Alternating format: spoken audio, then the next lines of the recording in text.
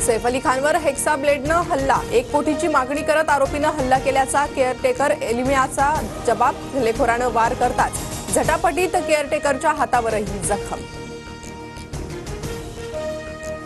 सैफ अली खानवर मध्यरात्री जीवघेणा हल्ला, हल्लेखोराचा सीसीटीव्ही समोर. इमारतीतील पायऱ्यांवरून चढत हल्लेखोर सैफच्या घरात शिरला. उद्देश चोरीचा असल्याचं प्राथमिक तपासातून उघड. सैफ अली खानच्या मणक्यावर गंभीर जखम, शरीरातून 3 इंचाचा चाकूचा तुकडा शस्त्रक्रिया करून काढला. मानेवरही एक गंभीर वार, प्लास्टिक सर्जरी केल्याची माहिती.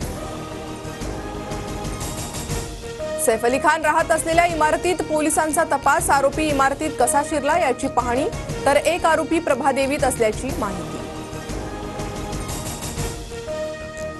देशातल्या मेगा सिटीमध्ये मुंबई सर्वात सुरक्षित, मात्र काही घटनांमुळे मुंबईला असुरक्षित म्हणणं चुकीचं.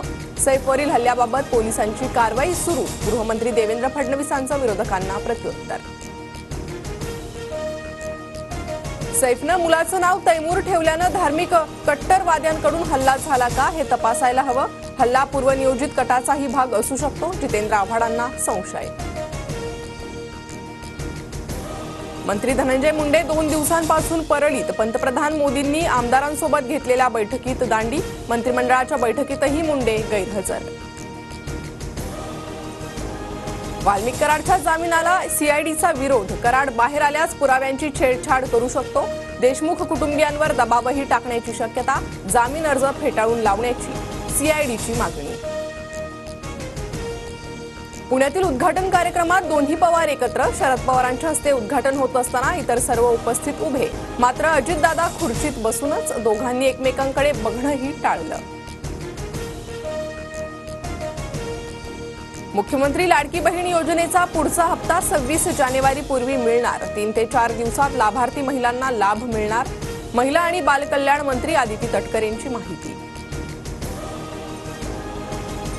बुलढाण्यातील केस गळती प्रकरणाची मुख्यमंत्री फडणवीसांकडून दखल, मंत्रिमंडळ बैठकीत सविस्तर चर्चा, त्वरित उपाययोजना करण्याच्या मुख्यमंत्र्यांच्या सूचना. स्थानिक स्वराज्य संस्था निवडणुकीसाठीही महायुती कायम, पुन्हा महाविजय मिळवायचा असल्यास एकजूट महत्वाची. मंत्र्यांनी आठवड्यातून एकदा बाळासाहेब भवनात जनता दरबार घ्यावा, शिंदेंच्या सूचना. आणीबाणीच्या काळात माझे वडील 2 वर्ष तुरुंगात होते. संविधान घेऊन नाचणाऱ्या काँग्रेसनं त्यावेळी संविधानाची हत्या करून देशाला बंदीशाळा केलं होतं. मुख्यमंत्री देवेंद्र फडणवीसांची टीका.